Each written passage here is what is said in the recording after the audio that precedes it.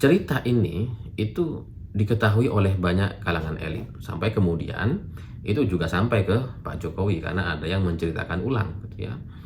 Mungkin juga Pak Luhut yang lapor, kita nggak tahu, tapi akhirnya itu terdengar oleh Pak Jokowi gitu. Nah, setelah Pilpres selesai dan Pak Jokowi ternyata dinyatakan menang gitu ya, itu Pak Jokowi akhirnya naik andong tuh selama tiga jaman gitu di Monas, keliling-keliling gitu kan. Dan ya kita bisa lihat di media kan semua beritanya tuh Pak Jokowi lagi naik andong itu pesannya adalah ya supaya Prabowo itu bisa lihat gitu, tukang andong itu terpilih dan menang dan menjadi presiden gitu ya. Muka tukang andong itu ya terpilih gitu, makanya kemudian Pak Jokowi itu ya naik andong sampai 3 jaman gitu.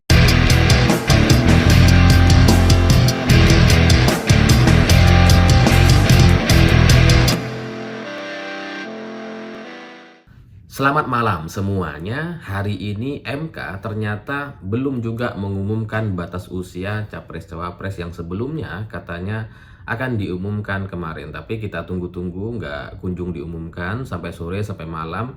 Ternyata belum ada keputusan. Tapi di informasi yang lain katanya ya pokoknya harus minggu ini gitu ya. Karena minggu depan sudah pendaftaran, jadi nggak ada waktu kalau kemudian MK baru memutuskan minggu depan untuk batas usia Capres-Cawapres. Makanya kemudian ya harus minggu ini, ya kita tunggu saja lah, tinggal beberapa hari lagi gitu. Tapi dari upaya-upaya yang coba dilakukan untuk meloloskan Gibran sebagai Cawapres dan katanya akan disandingkan dengan Prabowo Subianto gitu ya, untuk menjadi pasangan Capres-Cawapres, nanti akan dideklarasikan sama Kaisang, sama kelompok relawan di Solo dengan gegap gembita, dengan pengerahan massa yang luar biasa katanya gitu ya.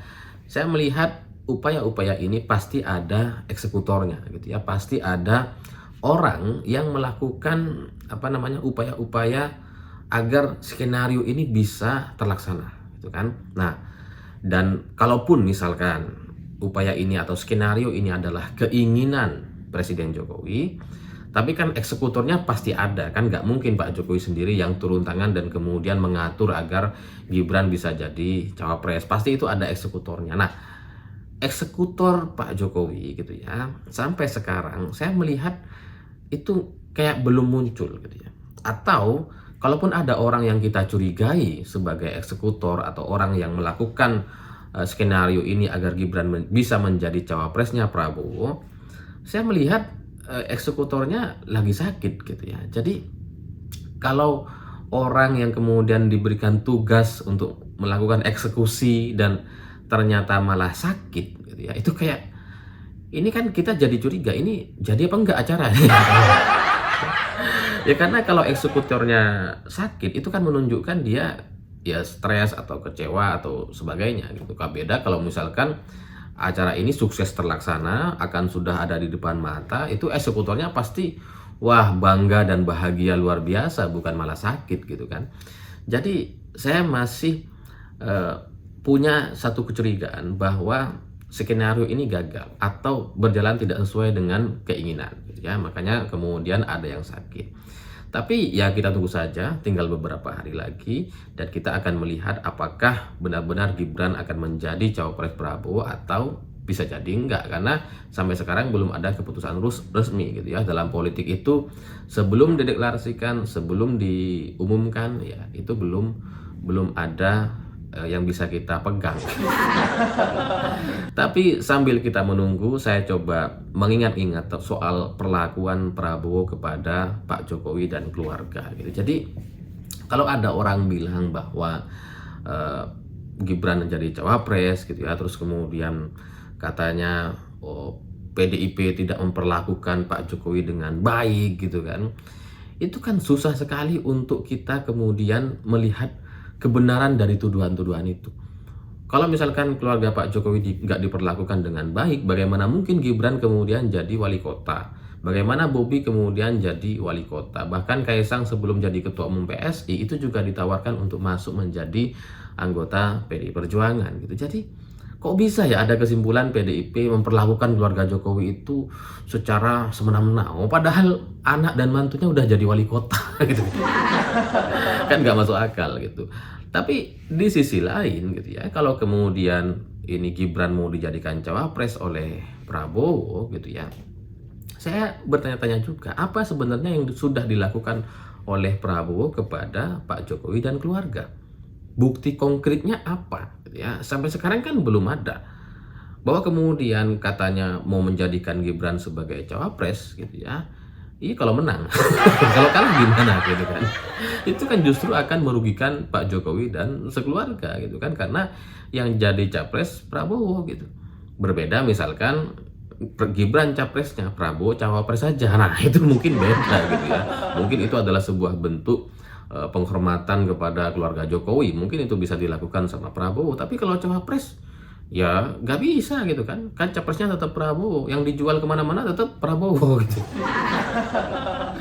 Jadi saya bingung apa yang sudah dilakukan oleh Prabowo kepada Pak Jokowi sampai kemudian misalkan ini skenario benar akan terjadi, sampai kemudian membuat keluarga Pak Jokowi ini sangat pengen jadi cawapresnya Prabowo gitu. Itu masih menjadi tanda tanya karena kita nggak tahu apa yang sudah dilakukan dan apa yang sudah diberikan gitu ya.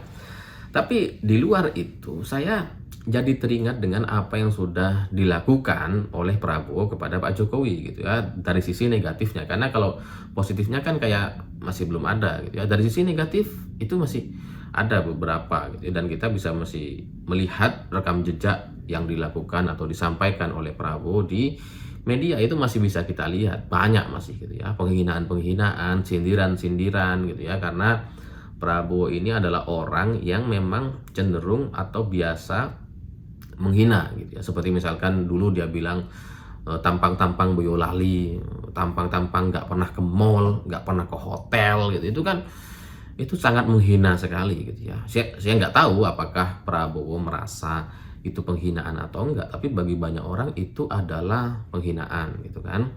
Jadi di satu cerita yang lain ini yang mungkin nggak ada di media, kalau yang tadi kan kita bisa baca di media gitu ya.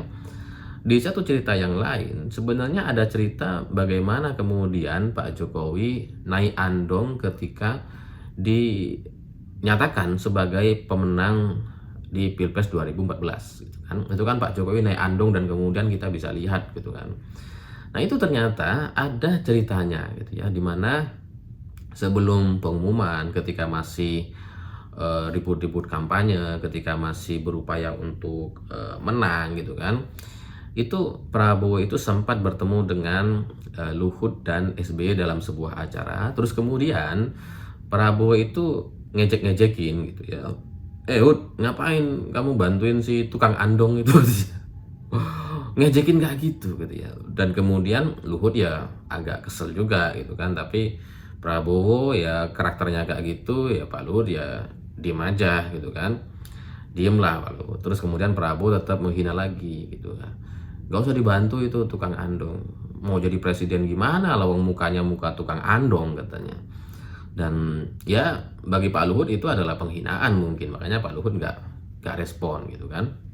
Ya biarinlah Prabowo itu ngoceh-ngoceh karena memang mungkin karakternya emang kayak gitu. Nah, cerita ini itu diketahui oleh banyak kalangan elit, sampai kemudian itu juga sampai ke Pak Jokowi karena ada yang menceritakan ulang gitu ya.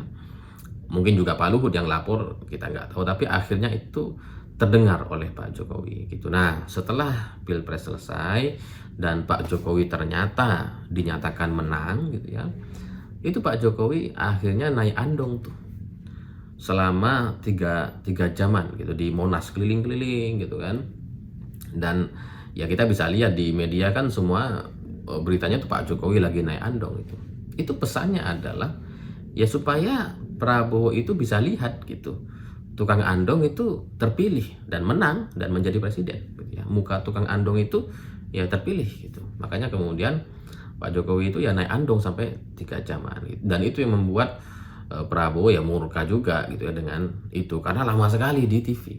Dan itu ya setelah itu kan kemudian ya terjadilah apa namanya KMP gitu ya, penguasaan di DPR dan sebagainya, itu yang dilakukan oleh kubu pendukung atau partai pendukung Prabowo Subianto. Jadi penghinaan Prabowo kepada Pak Jokowi gitu ya, baik yang dinyatakan secara vulgar terang-terangan gitu ya, atau yang tersirat seperti boneka asing, kemudian pro asing, asing dan sebagainya, itu kan kita bisa lihat sepanjang tahun 2014 sampai 2019 lalu.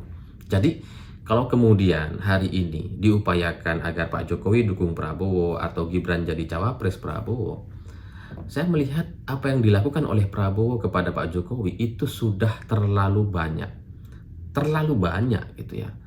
Jadi bagaimana mungkin penghinaan-penghinaan yang dilakukan selama bertahun-tahun kemudian bisa dimaafkan atau bisa dilupakan dengan Prabowo jadi menteri? Itu susah sekali rasanya gitu ya. Dan ketika Prabowo jadi menteri, itu sebenarnya secara tersirat adalah sebuah pernyataan tegas dari Presiden bahwa Prabowo ini levelnya bukan capres, dia menteri, dia cukup sampai menteri. Itu yang saya baca gitu. Jadi kalau kemudian sekarang Gibran mau jadi cawapres atau berharap Jokowi mendukung Prabowo,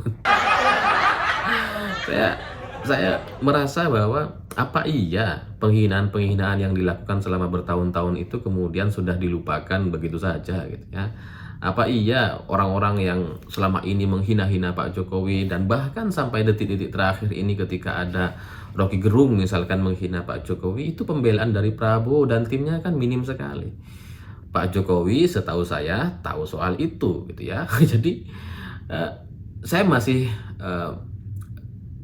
punya sedikit keraguan apakah Gibran bisa jadi cawapres. Tapi kalau misalkan Gibran jadi cawapres gitu ya, dan kemudian benar-benar dideklarasikan nantinya, ya mungkin semua penghinaan-penghinaan yang pernah dilakukan oleh Prabowo itu akhirnya bisa ditimbun dengan ambisi-ambisi untuk berkuasa. Bisa saja gitu. Jadi ya mungkin kalau nanti Gibran benar dideklarasikan, saya jadi yakin bahwa isu 3 periode itu nampaknya memang diorkestrasi, diskenariokan oleh orang yang sama yang sekarang mengupayakan Gibran sebagai cawapres sampai mengubah aturan-aturan dan melakukan ajuan ke MK gitu. Saya pikir itu adalah orang yang sama gitu. Jadi ya mungkin ambisi Jokowi sudah setinggi itu gitu ya. Dan ya biasa saja, bagaimanapun Pak Jokowi adalah manusia yang terdiri dari tulang dan daging gitu ya. Jadi ya bisa saja berubah. Manusia itu bisa berubah gitu ya. Sekarang setia, besok tidak. Sekarang berkomitmen, besok membatalkan. Ya biasa saja gitu. Itulah manusia gitu. Jadi itu bisa jadi terjadi, bisa juga gitu ya.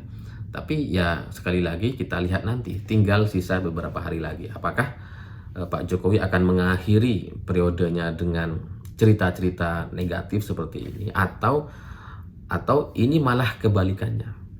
Jadi misalkan bisa saja MK memutuskan, terus kemudian Gibran sudah dideklarasikan oleh relawan gitu ya, Prabowo sudah bicara dan sebagainya, tapi di akhir-akhir kemudian bilang Gibran nggak jadi cawapres dan nggak mau didaftarkan ke KPU, dan itu akan menjadi satu hukuman telak kepada Prabowo Subianto. Ya kita tunggu saja. Ini nggak akan lama, dan ya kita apapun itu keputusannya, kita harus setia kepada nilai kesetiaan, nilai kebaikan, karena yang tidak berubah hanya nilai, sementara manusia bisa berubah-ubah. Saya pikir itu. Terima kasih sudah menonton. Begitulah kura-kura.